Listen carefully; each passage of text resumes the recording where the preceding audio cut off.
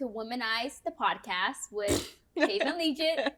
Look, you said welcome back this time. I know, and it's really hard for me to say that because I don't like scripted bullshit. Okay. All right, well, let's not script nothing. Anyways, let's cheers to WomanEyes the Podcast. Thank you for clicking up with us. Do we say that? Yeah, clink. Clink or click? No, you can clink. You know the sound it made? Clink. That could be click. Thank y'all for clinking up with us. You said clit? It could be clit. Clink. Faven, you don't hear the, look, listen to your ears. You see the, that's click. Doesn't make clink. Girl, this ain't no clock. Y'all watching WomanEyes the Podcast. I'm Darnell, Nicole. Faven Legit is drinking. And I was on the road. You gonna put the in the thing? Steve, can you blur? Can you just let them see it? I ain't even say I said nothing. I'll beep it out. You can beep it. Yeah, okay, cool. So we were really talking about friendships last time and relationships and stuff like that. So Faven and I started talking about foundation and like what's the basis of your foundation, like who you became, the path you took, and that really all boils down to religion. And I think we both grew up pretty religious, but we've had some different experiences, and we just want to explore that today. Exactly. After I take my shot. Yeah, take your shot. All of it. I'm bigger than yours. You swallow really well. Thank you. You're welcome. Take the whole thing. Good job. Good job, D. Can I get a trophy? Later. Okay. But I know, like, I remember last episode we were talking about relationships and like just kind of like divorce and so forth. But I remember, you said religion, but I remember just when I got with Corey, I remember feeling so guilty for having Eden without being married. Oh, girl, just having a baby made you feel guilty? Oh my God, I was mortified because I felt like it was something that I was taught from a young age. Like, first of all, like prenatal. Who you mating? Sex is not. Girl, excuse me. Pardon me. Burp it out. That's the liquor. That's so disgusting. My sister burps really loud. It's so unclassy. But mine wasn't that loud. I know, but I thought it was gonna be loud. But I thought you were. How you gonna call it disgusting before you even hear it? I thought it was coming out. Okay. Really first disgusting. off, you fired. Okay. Second off, I was saying having a baby made you feel. My religious teachings were so strict that touching myself, I thought I was going to hell. That's what I was taught from a very young age. And I think that's really kind of like the difference between mine and your religious experiences. Yeah. Because I feel like you don't really carry like a lot of your teachings in a way that you have guilt. But you just said you did because of Eden, but you never shared that with me. Yeah. She don't share a lot with me anyway, though, y'all. I know, but I did. I felt so guilty, so it was really important for me for Eden to end up experiencing. I didn't feel. I can't believe. Yeah, I'm gonna say it. I didn't feel like I was being a good mom until I had Eden in a house where Corey and I were married and oaked the right way. So I think that for a lot of the times, I felt like, why couldn't we get this right? Like, why couldn't we have done it the right way? But at the time, I felt guilty. But now who I am now in my 30s. And now I'm like, oh my God, I did it perfectly because there's no way I could have married Corey. By the way, when Corey and I had Eden, he was 22? 22. Baby. What the hell? How were you? I was 23. Yeah. Damn, y'all was babies. We were super young. So I had just graduated and so forth. So it was like such a traumatic experience. And I remember my mom's, the first thing she asked was, when is the wedding? because it was frowned upon to have a child without being married. Yeah. And I carried that guilt for so many years. And I know a lot of women do the same thing. And I felt like less than. How? Okay. Oh, okay. Good. I was just about to ask you, how did your guilt manifest? Like, how did you? I believe, like, I don't know, Corey. I can't wait until Corey's on the podcast so he can explain this. But I felt like Corey was very upset because I gave him an ultimatum. I was like, hey, you have like a year and a half to kind of get it together. Like, we have to be married. I put so many strains. Y'all had already had Eden, or Yes. you were pregnant when you gave him the ultimatum? We already had Eden. Okay. And my family was my grandmother, and everybody kept asking and asking and asking. And I remember we went to Ethiopia. That's where I'm from. And all my family was like, you're not married? Corey went with you? Yes. And how old were you guys the first time y'all went back to Ethiopia? We went, same. So like I had Eden, so she was 6 months. So Corey was still 21, and I was 23. And I had Eden on my birthday. I know. Yeah. So then when we went back, everybody was back home. Everybody was like, wait, you had her at a wet, like, at a wet. It was just so, I felt embarrassed and ashamed of just having her the way that I had her. And I had accomplished a lot of things for my mom. So I just kind of felt less than. And I remember avoiding all conversations that revolved around marriage or children or anything else. And then you already, as being an NFL fiance or whatever, you already have that thing of like feeling like, oh shit, like, you know, I don't know if that you guys had that with the Dolphins. It was like the wives had a hierarchy. Hell yeah. Yeah, I think it was about it. Yeah, we talked about it. Hierarchy. Then it was like the fiancés, and then it was the girlfriends. So I fought it was that a lot all of along. Yeah. It was pressure from family. It was pressure from the Peers. women. Yeah, for sure. Because you wanted to get to the next level for real, because that's how it's seen in the NFL world for real. I actually vividly remember my prayer, and I remember like literally What you being on my said? knee and praying to God, like, God, please. I can't believe it. I'm Tell actually me. being very vulnerable. I'm like, please, sorry you God, said make me vulnerable. wholesome. And See, so you didn't think you was whole either. Wait, but so we talked about this on the last podcast where I make said me wholesome. No, not with not Corey. whole, but Not wholesome. Wholesome. And I think So that's you the was a difference. hoe? Wholesome. I the know. So English word. define wholesome. What Wholesome means like, and for me, pure? Because that's what I think of. I felt like God is a forgiving God. I've always been connected to God since I was a child. Like since I was very little. Like I've never been like, I don't know, as a teen or anything else, I've always felt God differently. Like he's my homie. Like we speak differently. Yeah. And I know he never judged me for what the decisions that I've made. And I know he's a forgiving God, and I know he's patient with me, and I know that he'll love me no matter what. But I felt like I knew better, and I didn't do better. Like I knew better. So that's what it was. That's the only difference. Like I knew better, but I've allowed outside distraction to get in the way of like how I should have been with him. Did that affect your relationship with? Yeah, because Corey didn't grow up that way. Corey grew up like, there's a higher power, but like you work hard, and then you are what you are in the end because of what your work ethic is. Were you feeling like you were supposed to be perfect and follow like every? I felt like my grandma. That's who she's like. She's my role model. Like everything kind of goes back to her. But I felt like in life, like you should. That's the only thing that I say to.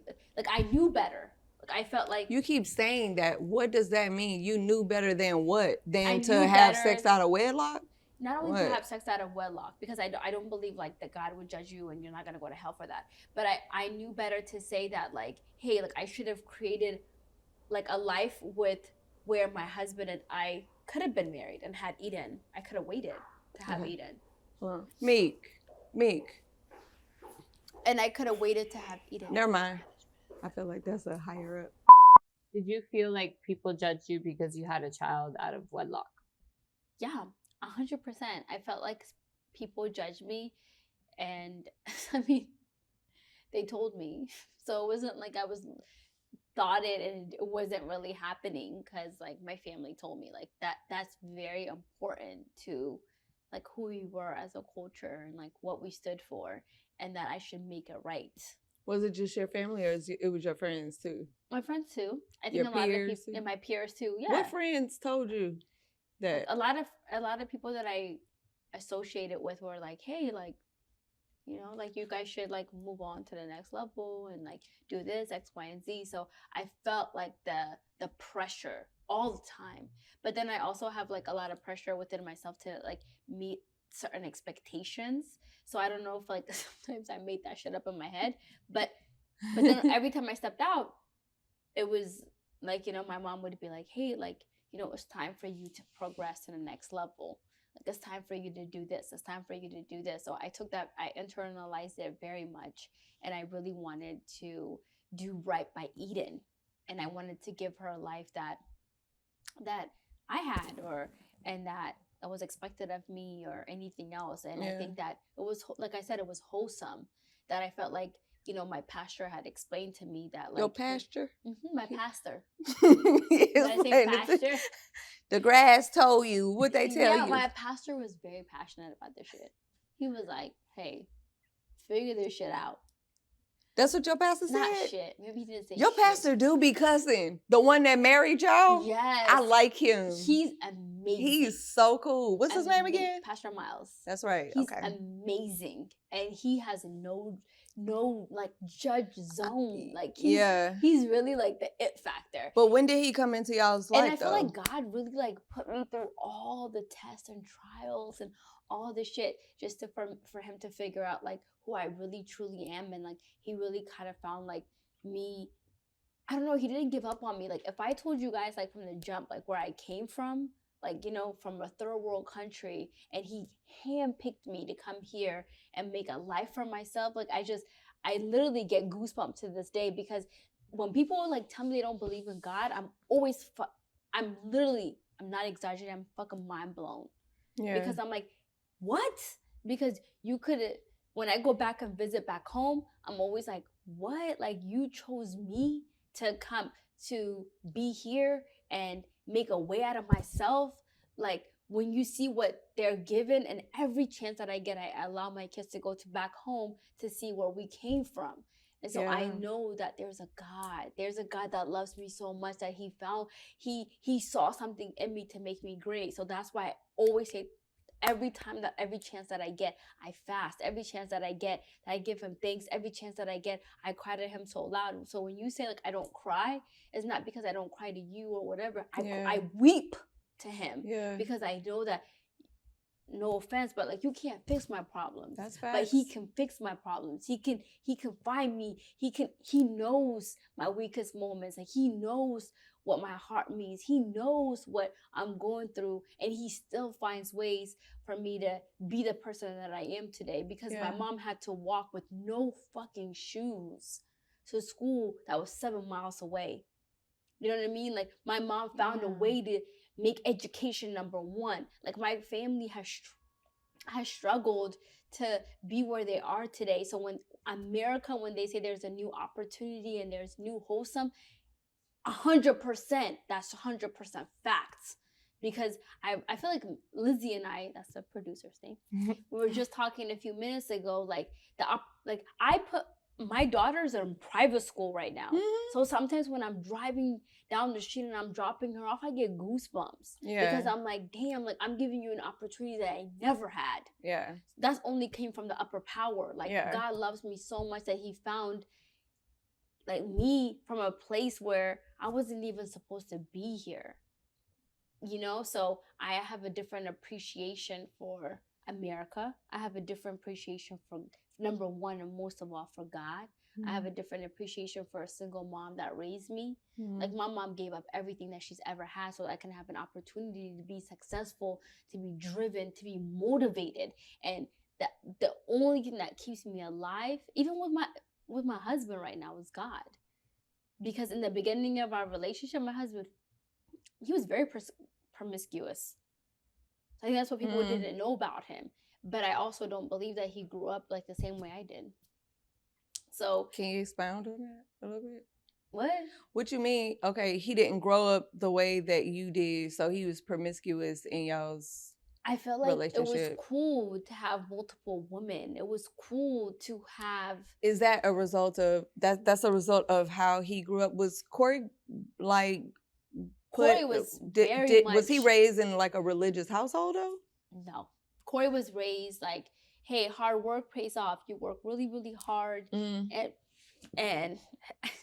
he's gonna kill me for this, but yeah, totally. I'm so into this now. Corey sold candies for like when he was like 9. I think there's a song like apple candy, something, like whatever he sold. Corey gonna have to sing that for me. He really does. I feel like you're not doing it justice. Because I feel like you ain't doing it justice. Have you guys ever had like, what is it called? Apple candy? Like there's an apple and there's like caramel around it. A candy apple? Is that what it is? Yeah. Yes. Corey used to sell those. Okay, he a hustle. Okay, that's a good hustle, bitch. I'll buy a candy apple right now. In the project, so Corey grew up like hustling since he was like 7 years old. Yeah. So for him, it was like, damn, like he ended up he came from, so it was like, we had like, I guess in a way, like I just thought about it, we had like the same upbringing. Like I was back home, but like he was back here, but he was in the project. So he ended up. And what was you selling? But I wasn't selling shit, but I'm saying like I came from the ground. Like I came from back home where it was hard. Like we had no, like right now, when my son and my daughter and whatever go back home, there's no electricity for like 3 days. Ethiopia. You know what I really love? I love that y'all take the kids to Ethiopia every year. Every year like that. I really love that. Yeah. I know. And my daughter's over that shit. I bet she is. Because she can't be on her phone. It's not the foods that she's used to eating typically and stuff like that. Yeah. So for me, it's different, but you know how I feel, right? I feel like I've been talking for like 15 minutes. I don't got no clock on this arm. I do feel like that should have been a long time, but I've been letting you rock because y'all told us to let each other talk. So I'm been letting this bitch go. Don't interrupt each other. By the way, don't you feel like they're so critical? Weren't you used to this from Wags? I never read my comments. Remember I used to tell you that? That is so true. Yeah, I used to read all of my comments and I respond to everybody. I like it. I like interacting with the people, even whenever they negative. It'd be fun. I'm gonna be like. So now, yep. When you were going through your divorce, your past relationships, was I not supposed to use that word? No. Yeah. Oh no. No. Go ahead. No, I wanted it to be like how you. When you were talking about divorce, you were talking about my parents to her. Ain't that right? Divorce. Is that you was talking about my divorce? Mm-hmm. Mm-hmm. Oh, like, well, don't care. No, but I'm saying, okay, what are you asking me about? Because I'm taking it back to religion. That was so funny. When dead ass. In the moments like when Faven's relationship seems to be built off of thanking God for the opportunities she's had in her life, right? Right. How did your relationship with God or the higher power or energy, whatever you want to call it, whatever you relate to, how did that relationship start? And how does it tie into Faven's? Is it similar to her experience? Do you have a separate experience? What does it add to your foundation? Well, my foundation, I feel like I used to be there. And for my own mental health, I had to shed that because I was raised Catholic. And it's so funny to me whenever I talk about this a lot of times, so many Black people be like, a lot of Black people think that that's like a white religion or something like that. I'm dead ass. Yeah, but and I don't know if it's like a very Southern thing, but in Southern Louisiana where I was born, we went to an all Black Catholic church, and even in Southeast Texas where I was partly raised, we went to an all Black Catholic church there. And so being in it my whole life, let me not say my whole life because I left that. But so you're not Catholic anymore right now? No. No offense, but no. I was put in it at a very young age, and we had what some people call it Sunday school, but it was called catechism to us. So I would have catechism every Saturday or Sunday, depending on which church or state we were at. But it was extremely traumatic. At a very young age, it was just like pounded in my head. You're going to hell for this. You're going to hell for that. You're going to hell for this. You're going to hell for that. If that wasn't enough, like just being like physically abused by the nuns there was just,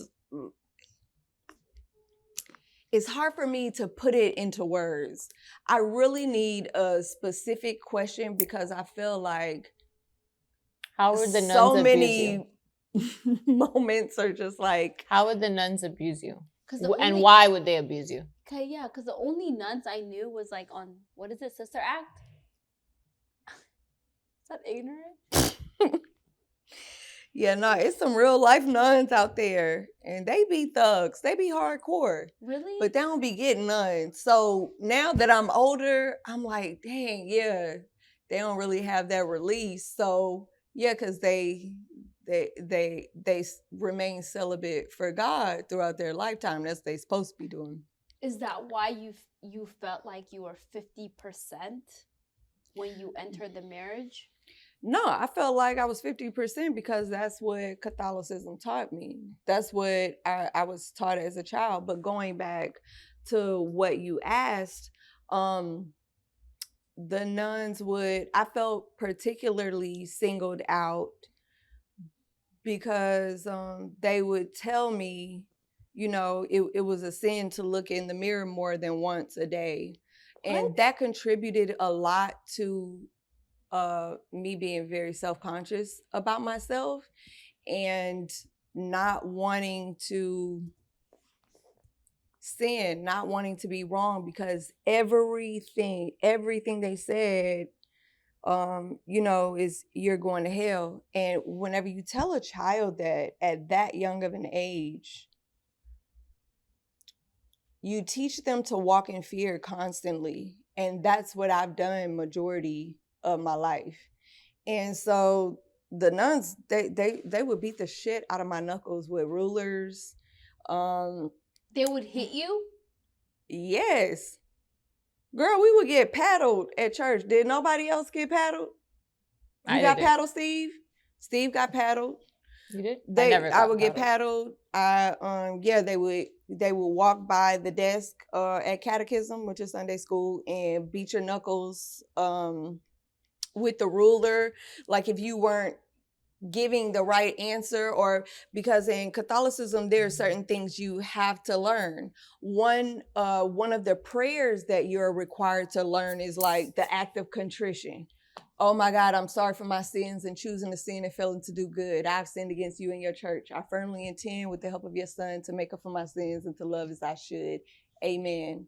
It took me a while to learn that. I had to stand up and recite that in class. And if I couldn't perfectly, I would get hit. Still, it's crazy at my age today that I know this prayer like it's nothing. But it's that I was taught that, you know, if I touch myself, I touch my body, I'm going to hell. So even like masturbating into my adult years, it is kind of funny. I do. It's great. I do it by myself. I don't need anybody to be around. But, you know, for so long, it's like, oh shit, I'm going to burn for this, but it's worth it. So took me a very long time to get to. And I remember when you wasn't like dating anybody, and I was like, wait, like how's it going? Yeah. So it's going with me. It's going with me. I don't typically, you know, have sex in between relationships. Yeah, it was just like pounded in my head. It was beat into me. And I don't think a lot of people really understand that. But when I'm talking to you about Catholicism and like being only 50%, that was part of my teachings. My teachings were that I have to get married and I'm not going to be anything until I'm married. I was never taught you're good by yourself. You are loved, you are whole, you are okay. That shit is foreign. And I've just found that in the last few years. Mm-hmm. So I've gone majority of my life feeling like nothing, feeling like not enough, feeling like, so I think like for me it's minimal when you say, oh yeah, I serve a forgiving God. like having a kid out of wedlock, like, oh, I'm like, if I touch myself, I'm going to hell. So like, imagine the Catholic guilt I have carried around for decades, bro, that it took me so long to escape. So when I did finally come out of it, well, actually, I left the Catholic Church when I was in my teens. And I'm gonna tell you why. I left the Catholic Church in my teens because very early teens, because I had done all this work. You know, you have to study, you have to take tests in order to make like get your communion, your act of contrition, to get your first communion. Mm-hmm. So all my life since I've been born, my parents, and when my sister made her first communion, she got to go up and receive the blood of Christ and the body of Christ and take the communion. I always wanted to know what the body tasted like. Do you understand? I didn't know what the body was. I just knew it was a little white circle, and I wanted to see it. You know, a bitch greedy. I wanted to taste it. I wanted to taste the wine too, girl. See, yeah. I started early. I always wanted to know, so I was so excited. My parents would always go up, and when you're not going up to receive the body and blood of Christ, you have to stay at the pew, because you know at the Catholic Church, at the bottom, they got the little foot thing, and when it's time to get on your knees, because it's very ritualistic. Now that I'm older, I really understand that. It's very ritualistic, so we have to get down on our knees like quite a few times during Mass. So, you know, when everybody's going up to get communion and stuff, you pull down the little thing, the little cushion stool from the bottom of the pew in front of you, and you kneel down, and you have to wait for everybody to go get it if you're not allowed to get it yet. So I had spent all that time watching my parents go up. My sister got it. She got to go up. So I finally made my first communion. My parents had just gotten divorced. My mom was heartbroken. You know, it wasn't a healthy marriage. I didn't know all the details back then, but I understand now. And I just was like, I finally got to go up to get my first communion, and I had to go by myself. My sister wasn't there. My dad wasn't there, just me and my mom. And she had to stay behind in the pew because she had gotten a divorce. Now, she had chosen to get divorced because that was the best thing for her, because it wasn't, you know, my daddy was out there. But because she chose to get a divorce, now she wasn't good enough to go up and receive the body and blood of Christ, and I had to go by myself. And I remember getting it for the first time and walking back to the pew and looking at her kneel down with her head down like she was nothing. And I think at that time I was like, this shit not right. This ain't right. Why shame a woman for a decision that she needed to make for the betterment of her own life and her kids? With the childhood trauma that you got from the Catholic Church, when your ex-husband started to go into the religious route, do you feel like that was a trigger for you because of all of those things? Hell yeah. And it's crazy because I had just began to reform myself spiritually. Even while living out here in Florida, I go to church every Sunday. You know, I found a great non-denominational church that I love.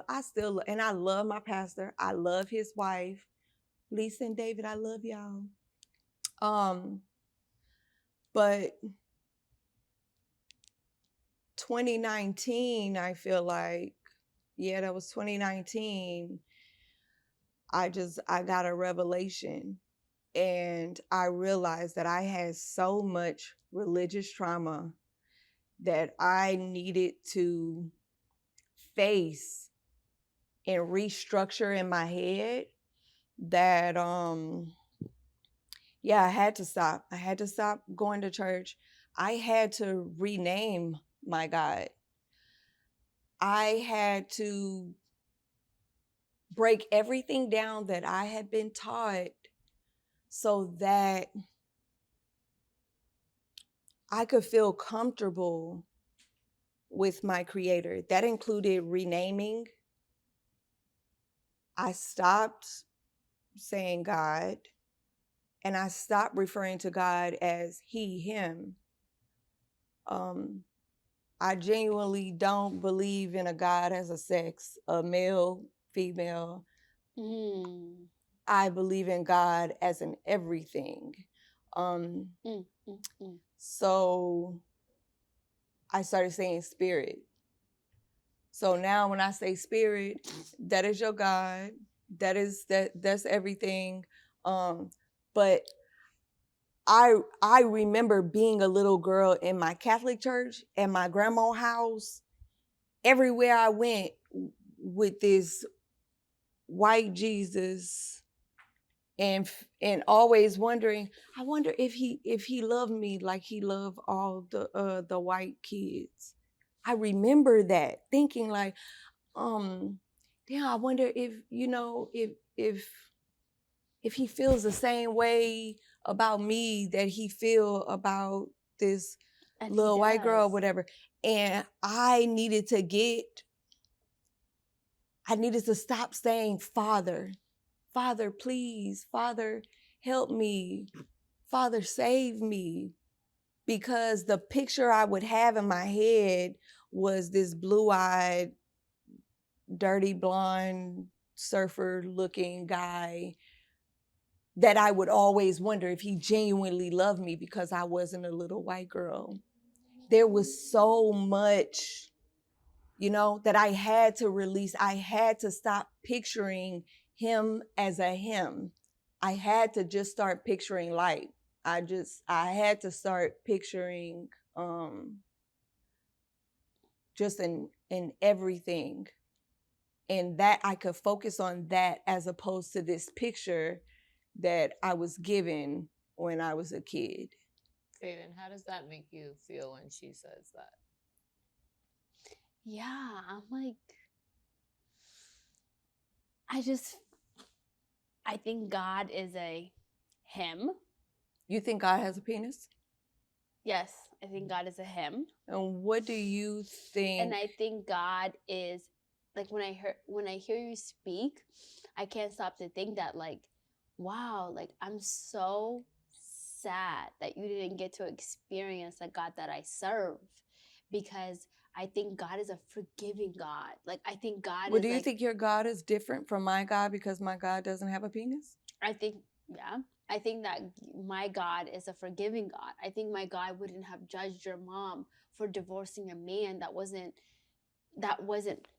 serving her the way that God should have like a man should have loved her. Should have, and her worth is not defined by the value that a man had given her. Yeah, but that's religion. That's religious teachings. What you're referring to right now is God. God didn't come down and tell my mama she had to stay on her knees at the pew and couldn't go get the body. Yeah, that was the religion teaching her that. That's what I'm saying. But your God right now we're talking about God. But your God is like blue eye, blonde hair, where I didn't grow up identifying God as blonde eye. But that's Jesus. We talk about Jesus, and I think a lot of times people like merge them. Yeah, my God that I serve, like whether it matters, like he has like brown hair or whatever it is, but I just know that like if you have him in your life, he's a serving God that tells you like, hey D, like it's okay that your mom got a divorce. It's okay. Well, that I know that's who I refer to as spirit now, but you're saying yours definitively has. Did I say he was a female? He said he's not a male or a female. Exactly. I just said I just said spirit is everything. I just said my God does not have a penis. Do you remember that spirit God? Like you've been here before. What was that guy's name that we talked to? Let's stay on. Yeah, he was very uncomfortable. I felt very uncomfortable with him. But I just feel like the God that you serve is like died for our sins on the cross. And that's why we're doing You're talking Easter. about Jesus. Jesus, yes. And that he rose on the third day and he really...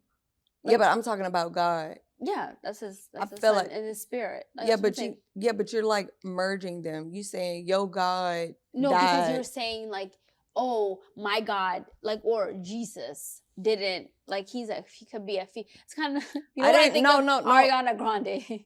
No, I'm not saying that Jesus could have been a female. See, that's what I'm saying. You're merging Jesus and God. That's two separate. Different. What's okay? I'm talking God about the Jesus. creator. Okay, the creator. Okay, God. so your creator has a penis, is what you're saying. Yeah, my creator is God. Yeah, he has a penis, I guess. I never thought about it that way. But yeah, that's what I'm saying. Yeah. Okay, well, yeah. Yeah, I don't believe. Do you believe in Adam and Eve? I'm gonna say that and to go back to Lizzie's question about my marriage and the role that played in us separating. He was a whole different religion, though. I understand. So when we got together and when we first started dating, in our first year, I was able to express to him my religious trauma, how I had overcome that, how I refer to God as spirit, and I do that specifically for my own mental health and trying to undo what I was taught, knowing that I'm not gonna go burn for the rest of eternity because I touched myself, or I've had sex out of wedlock, had a child out of wedlock, I look in the mirror more than once a day, none of these things. So yeah, after being together for a year in that space with me, he then converted to being a Hebrew Israelite and began to constantly throw the Bible at me, scriptures at me. And so that was extremely traumatic. And that was the root of our separation, because through my journey of unlearning all of the things I had learned, I began to distance myself from religion. But just overall, not believing every single word in an archaic book that I don't know who all wrote it, where it all originated, and to guide this one lifetime on the words of people I have not seen, have not heard, and deciding to think and live for myself, like that didn't seem right anymore. Did you express that to him? That was hell yeah. No, like the very first conversation, because somebody introduced him to it, and within a week, because after he got introduced to it, he spent a week researching, reading. This was not no reading dude, but he started reading, and he hit me up and was like, so you don't believe every single word of the Bible? And I said, no, absolutely not. Every single word of this book that I've been taught to learn by the time I was 15, I had read the Bible twice. And all of those things that I was being taught tremendously attributed it to my insecurities and to depression. If I'm healing, I'm not gonna continue to follow every single word in that. So he told me, he was like, oh, well, then you don't believe in God. You don't believe in God if you don't believe every single word in this book. That was the start of our journey, of our year-long journey of him being a new Hebrew Israelite.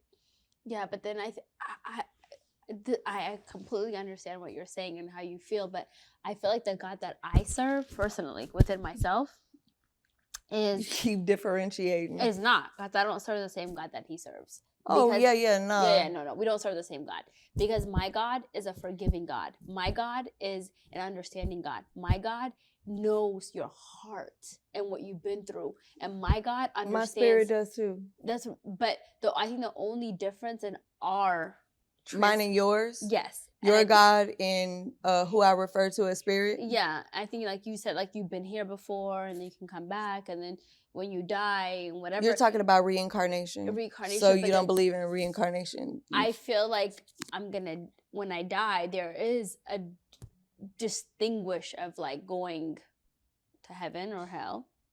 I do believe that. There's that. Yeah, that's your prerogative to believe that. And I think that there is a God that I serve that like he died for your sins, and he died talking about Jesus. Jesus. Yes, Jesus died for our sins, and he will forgive you for all the things that you did knowingly and even unknowingly. Like that's what I'm saying. Like he finds, like he knows where I've been. I wanted to share a story. So when I was like, I think it was like 4 years ago, and Corey's at the peak of his career and everything's going great and everything's going well, whatever. But I remember feeling just so defeated in who I was as a person. And I challenged God for the first time of my life. And I felt so guilty. And I was like, God, if there's really like if you're really who you say you are, I'm going through such a traumatic experience. My grandma was diagnosed with throat cancer. And like I said, she is who I want to be like. And she's my hero. And so I remember asking him like, hey, like, I don't understand why you're giving me all these challenges. Corey got re-signed and he was injured. He had surgeries and he had all these things. And I had to be, who I am, which is like, like can't have an emotion because my husband is going through all the emotions. And my daughter is also like really, really like sick and going through all the extra things that she needed to go through. And my mom is not strong enough to like help my grandma. And my sister is not strong enough because she's coming to San Diego and I'm paying for her apartment. There was so many different things going on in my life. And I was like, God, I'm feeling defeated. Like, please show me, like, give me strength that I have, and reveal yourself in a way that I don't know you exist. And I remember being at my aunt and I closed my eyes and I said, God, reveal yourself in a butterfly. Let me know you exist. I need you. I need to feel you. I'm feeling empty and I'm feeling like I need. The next day, I was walking up from my aunt's house and I walked up and he revealed himself as a butterfly. And I would never forget that moment because I felt like God was trying to let me know, like, hey, Faven, I got you. What you mean? You just seen a butterfly fly in your face? Flying, and I that's what I asked for. Yeah. I literally just randomly at nighttime prayed for a butterfly. Yeah. And he literally like showed himself as that. And I remember feeling like, Lord, you died. Like my grandma like went to Jerusalem and all that stuff. And I remember just asking for like, God, like, without him, that's the only time I probably would cry. Like, without him, there is no me. Without him, he found my mom worthy of finding who she was in a place where she wasn't accepted. Like, my grandma finding the place where she was. And my grandma's about to be 100 and something years old. And like, she couldn't truly be who she was because my grandma wakes up 3 a.m. every morning and prays, and she finds strength in a way that like nobody else can give her. It literally gives me goosebumps because I know God right now is helping me even like say his name. Can I ask you a question? Okay, so your God is different from my spirit, what you're saying. Do you think if I ask spirit that I need to see them as a butterfly, that I wouldn't get that? No, I guess I'm just trying to understand I don't believe what in the your spirit. difference. What do you mean you don't believe in my spirit? I don't believe in like whatever that guy was talking about. Like, We're not you've talking been here about a guy. before. You talking about something a long time ago. We're not talking about a guy. Yeah. We're talking about, I'm telling you, I had to rebrand God for me to undo the trauma I went through as a child. So why is because I don't refer to God as God, but now I just say spirit so they could be anew in my brain. Why is that not acceptable? Do you to believe you? like Jesus Christ died for your sin?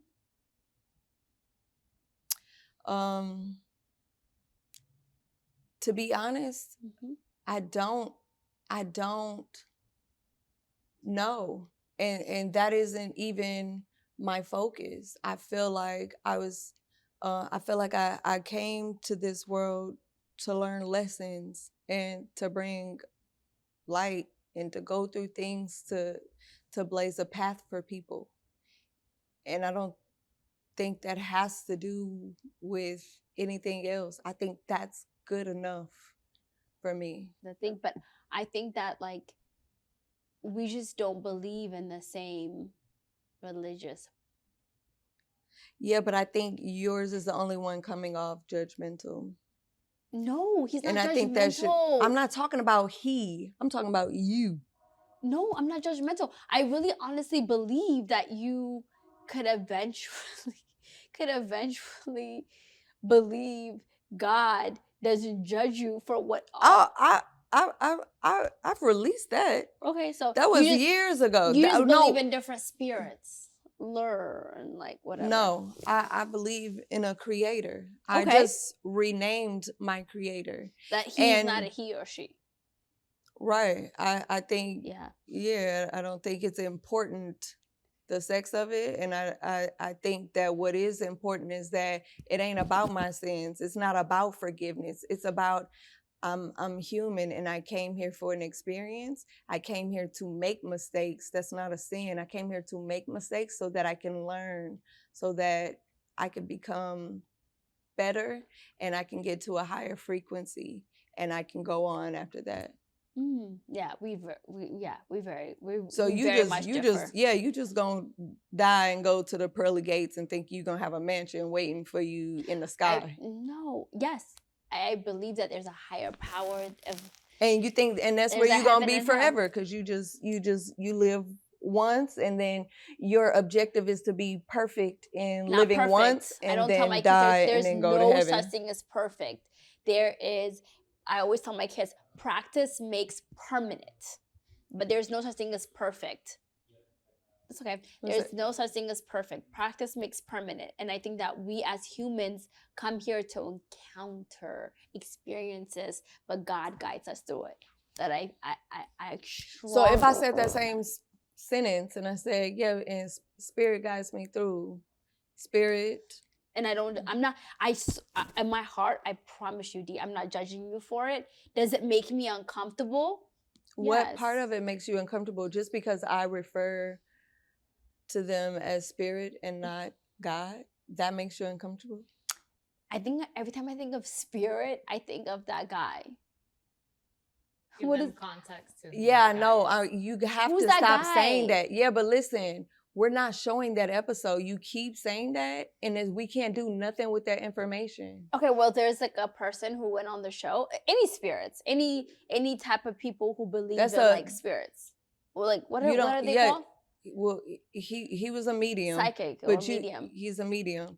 But yeah, you don't believe in.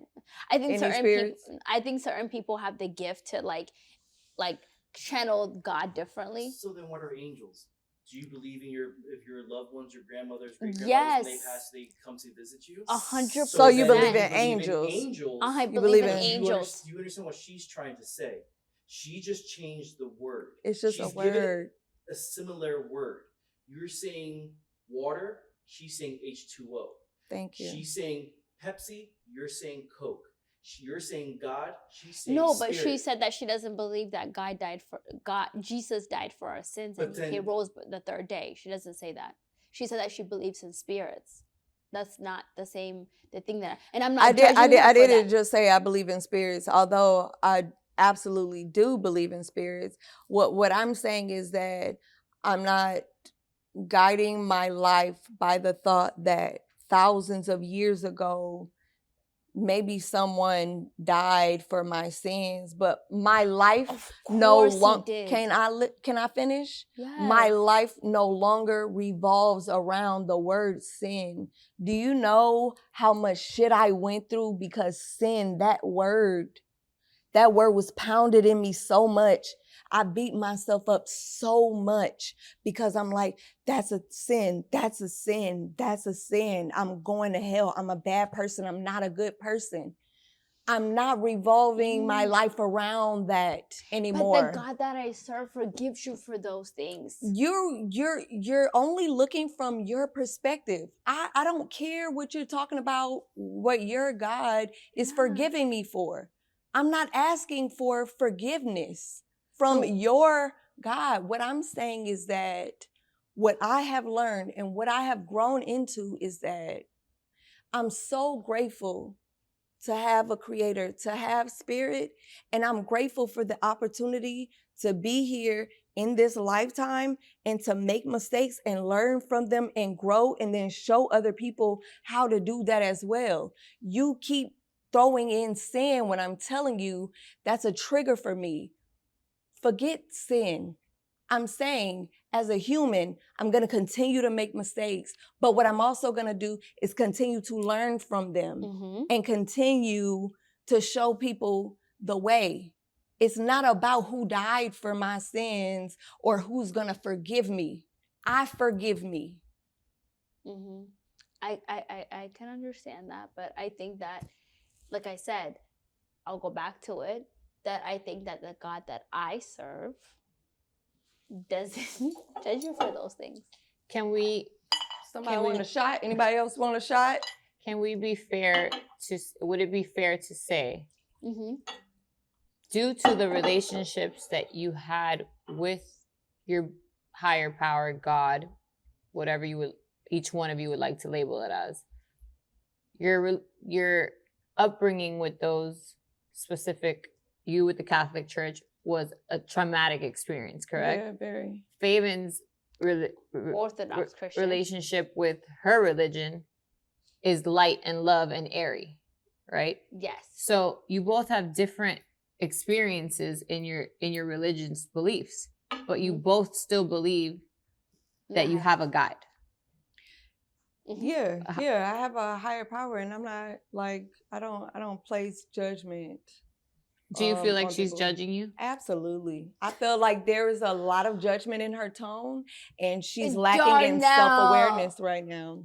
You know I don't judge you for anything that you've done. I feel like you're lacking in self-awareness right now, and you don't hear yourself or your tone, and you can't understand how you're coming across right now. Darnell, I can't judge you because I'm a very sinful person myself.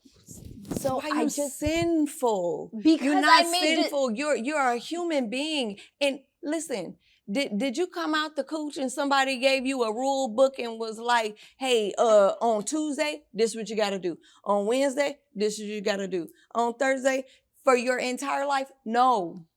There is no map, Faven. You were dropped here and you have to figure it out. But I believe and that's in the Holy okay. Bible. I believe in that. That's fine, honey. Yeah, it's fine that you believe in the Bible. Yeah, that's bitch, like what you want me to call you? Agave? The problem is, I don't get call it. me honey. What? Honey, Did I say honey something is wrong? Like, honey is like, oh. Yeah, because I'm trying to honey. simmer you. No, it ain't no honey like that. That ain't even my vibe. I'm trying to simmer you Oh, my earrings so came that I off. You can see, God so I did can that. finish my thought. God took off your earring now. Bitch, I'm about to take a shot. She done rose up my blood pressure. God did that. God, you know what, Darnell? I really honestly believe. What you that- believe? Tell me what else you believe. I honestly believe that you're gonna be so pissed right now, but You gonna piss me off more? Go for it. So, you know, whoever the guy is, like, I just feel like God is a forgiving God. And I feel like Have I said Jesus. You keep saying I'm cahooting the two. No, I'm saying have I said that spirit was not forgiving? What is spirit? Who is spirit? God. That's God. Thank you, Steve. Do you believe Jesus died for your sin? There's a Jesus and there's a God. I just need to know, do you believe Jesus Christ died for your sins? That's why I'm doing freaking Easter. I think you need to take a nap. That's what I think. No, I don't That's what I think you need to do. Seriously? I think you need to recline and put the pillow. I think Jesus, Darnell, needs to realize that I'm not judgmental. I'm the least judgmental person in the whole entire world. Not right now.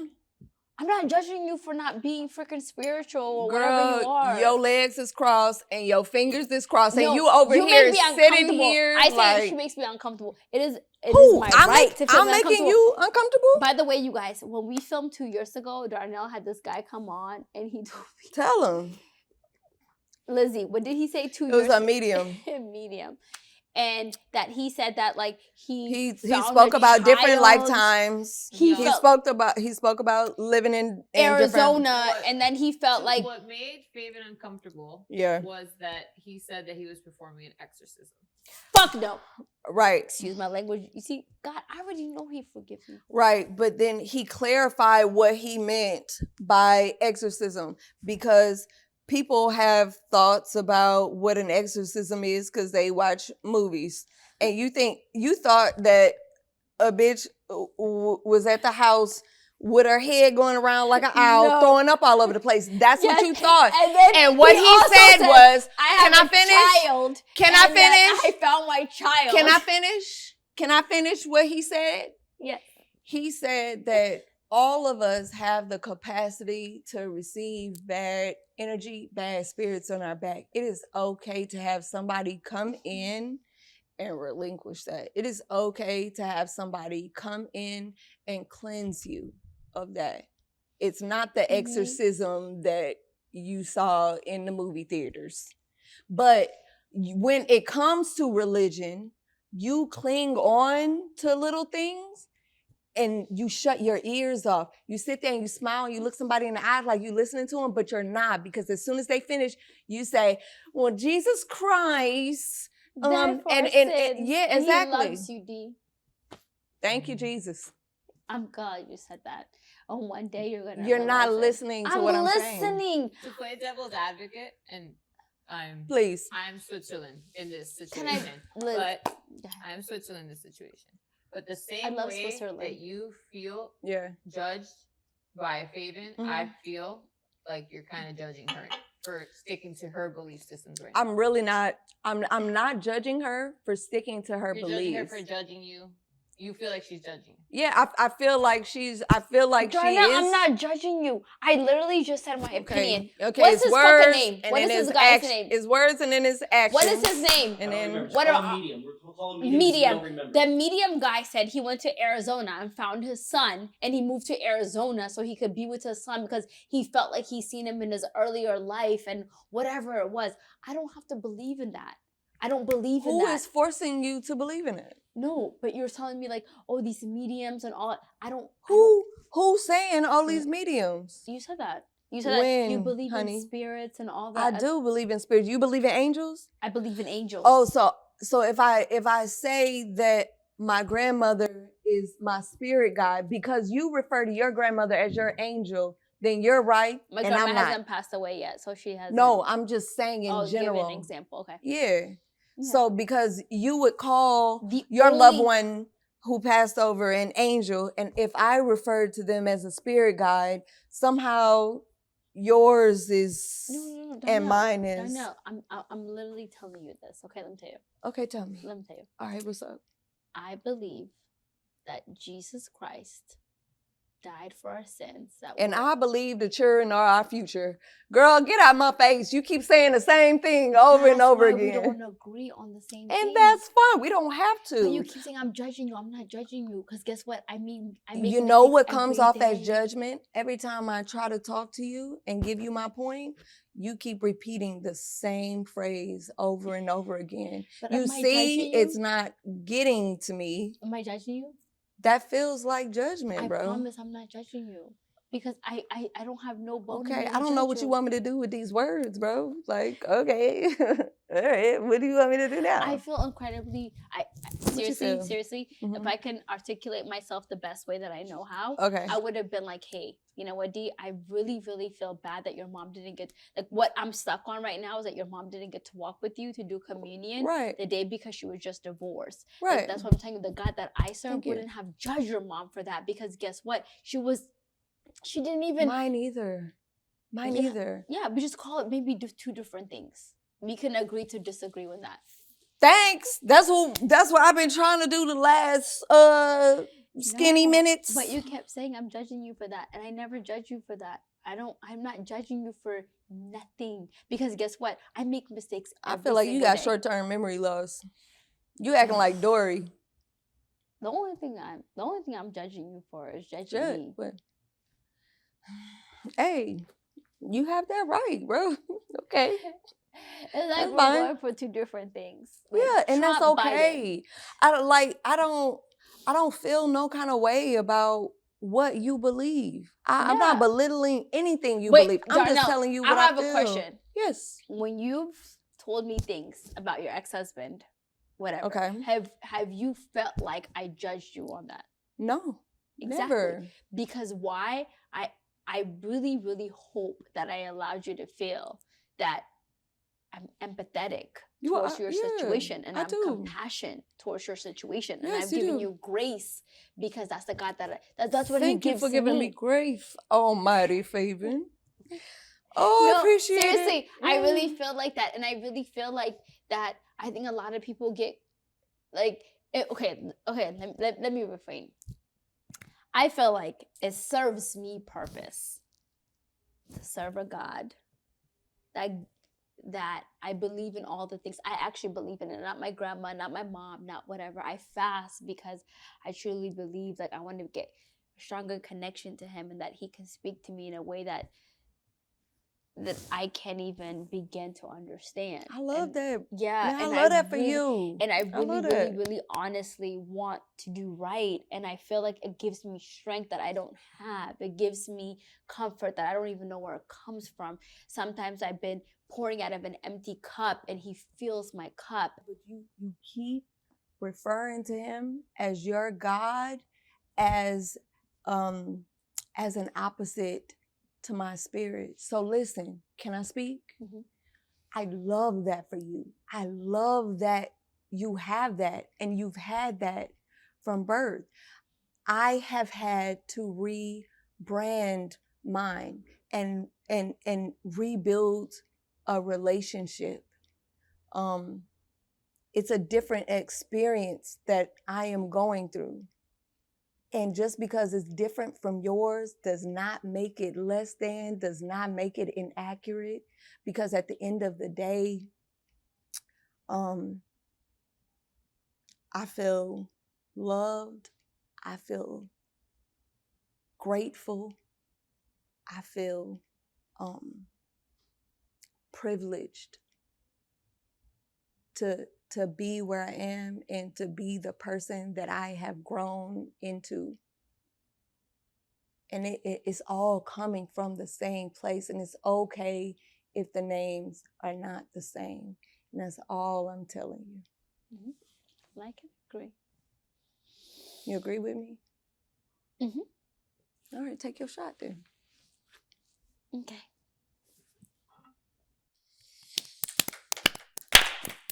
That was good. I'm going to beat your ass. Do an outro, D. We're going to see y'all next time. I'm gonna try not to swing on her today. Her earring off already. I'm gonna have her take the other one off. We might squab out in the back. Maybe the spirits took the earrings off. You said your God took the earring off. No, your spirits took it off because they came off. I guess, yeah, because they so different. When they just took them off. But I'm really grateful because Darnell let me borrow her earrings because I forgot mine. I was about to sell that to him too. I was about to say, yeah, bitch, take my other earring off. Because you don't deserve it. Yeah, give me my shit. No, that's fine. Yeah, the give it spirits here. told her to do this. Bro, I can't. The spirit. Bye, y'all. We gonna see y'all on the next episode. You see the kind of God she serves? What Don't want kind? it back. My God don't want it back. He gives it to you. That's the God I serve. Catch y'all later. Peace and love and forgiveness. And judgment. Good night.